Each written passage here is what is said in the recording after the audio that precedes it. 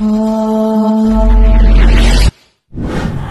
sa local boxing ay hindi ganon kalaki ang bigayan, sa basketball naman ay nakakalula.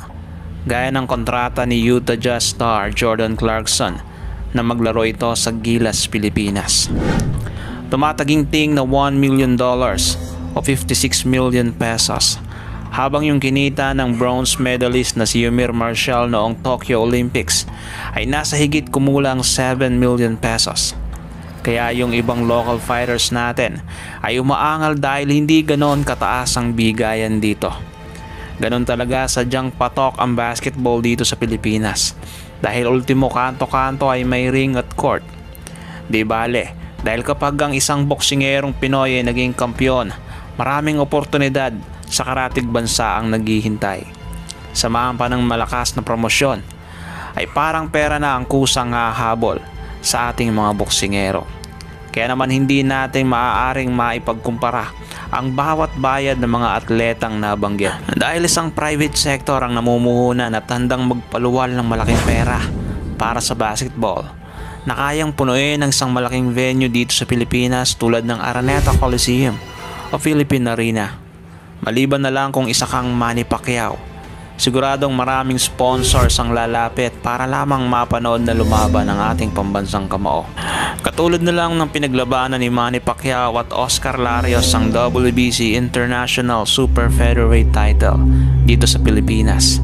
Jam-pack ang Araneta Coliseum para sa isang bigating boxing match na bihira lamang na maganap dito sa Pilipinas. Bihira lamang ganapin ang mga bigating boxing matches dito sa Pilipinas. Kapag sinabing bigatin sa boxing, abay matik yan, Manny Pacquiao ang unang tumatakbo sa ating isipan. Tumalo ba naman ang mga 7 Hall of Famers sa kasaysayan at siya lamang ang nag-iisang 8th Division World Champion. Kaya one of the richest athletes sa kasaysayan dahil bilyong-bilyong premyo noong July 2, 2006 kontra kay Oscar Larios ng Mexico. At ito na rin ang pinakahuling laban ni Manny Pacquiao sa loob ng ating bansa.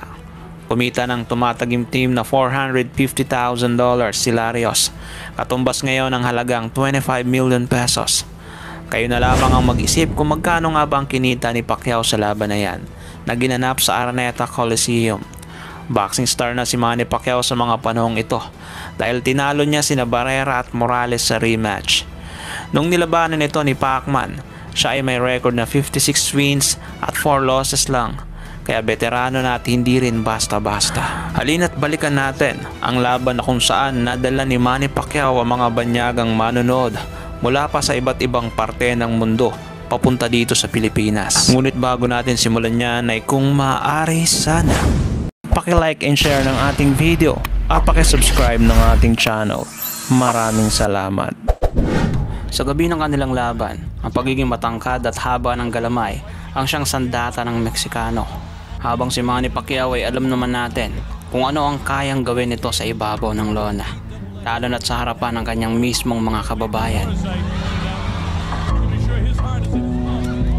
Palitan ng suntok mula kay Manny Pacquiao at Oscar Larios. Tinatansya ang haba. Hirap kumonekta dahil sa layo ng distansya. Isang napakagandang kombinasyon mula sa ating pambansang kamao. Pilit gumaganti ang Meksikano. Ngunit sadyang mabilis ang ating kababayang na si Manny Pacquiao.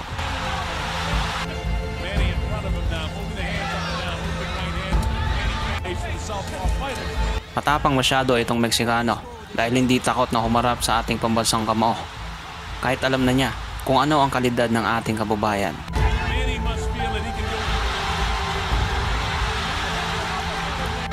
Mangilan-ngilan ang sinalo ng ating pambato sa pagkakataong ito.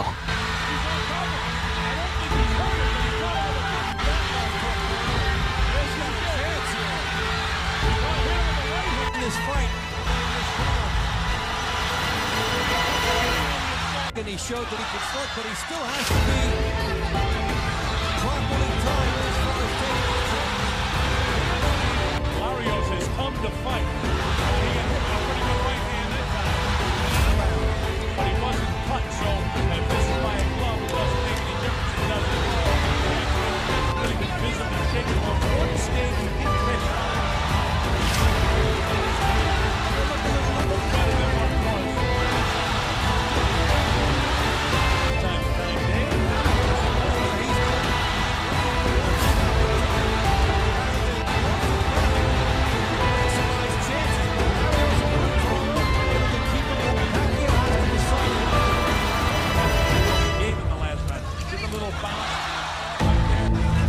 Dahil sa sobrang init ng laban ni Manny Pacquiao at ni Oscar Larios, ay nakakabingi rin ang hiyawan sa Araneta Coliseum. Matinding kaliwat kanang suntok ang pinapakawala ng ating pambansang kamao. Malinis na jab ang tumama. Habang hirap na gumante ang Meksikano sa pagkakataong ito. Dahil nagpapakita na ng bilis ang ating kababayan. Simula umpisa hanggang sa rounds na ito ay hindi na babawasan ang stamina ng ating pambansang kamao. Sadyang nakakahanga ang kanyang ipinapamalas.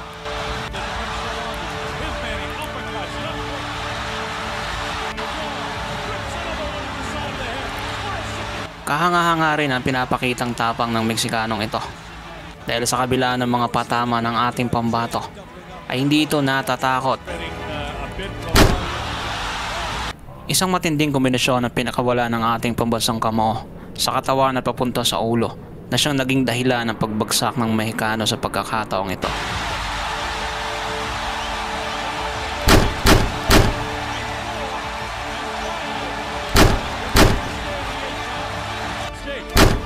Dahil sa pagbagsak ng Meksikano, ay ito naman naging senyales ng ating pambato para mas lalong atakihin pa at tapusin na kaagad ang labang ito. Sunod-sunod na mga patamang sinasalo ng pambato ng Mexico sa pagkakataong ito at tila delikado na ang lagay ng boksingerong ito.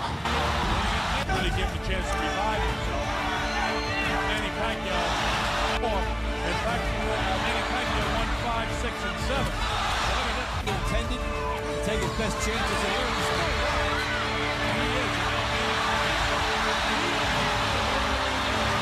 This angle with his punches now because there is a fatigue factor. It all change and you get your whole car redone. Carlos Baldomir surprised. Can't leave this time. That's what he's famous for. Houston, where are you going to fight? And then bring it real hard.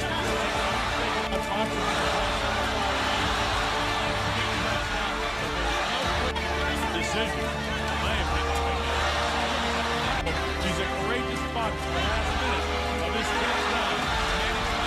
You know, not an urgency like that. I love that move by Larios. When he does that, he throws his right hand on the back here, just outboxing him now. If he can survive 3, he can maybe hang in there for 12. Now goes downstairs with the right hooks and is opening up with the good speed. You know what? He's safely ahead of the cards, so it's got to be a perfect scenario. Pressure on him, so he's come out there and trusted his chin, trusted his conditioning. With a knockout. Let's see if he can do it in round number 12. He's on his Conditioning has kept him in the fight. But Pacquiao working inside this because you can be a missionary. Muli na naman bumagsak ang Meksikano gamit ang kaliwat kanang suntok na atake ng ating pambato.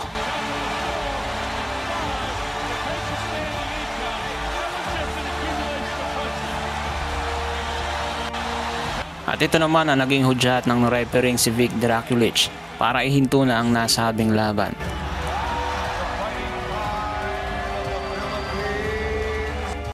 Hindi ba't nakakatuwang mapanood ang mga ganitong laban sa ating bansa? Ang mga nakakibinging ingay ng crowd na siyang mas lalong makapanindig balahibong mapanood ng personal. Kaya't mahalagang suportahan ang bawat laban ng ating mga kababayan nang sa ganon ay maengganyo mag-invest sa boxing dito sa bansa natin ang mga malalaking negosyante tulad ng sa basketball. Sana ay maulit ang mga ganitong eksenang ginawa ng ating pambansang kamao sa Araneta Coliseum. Ready to rumble!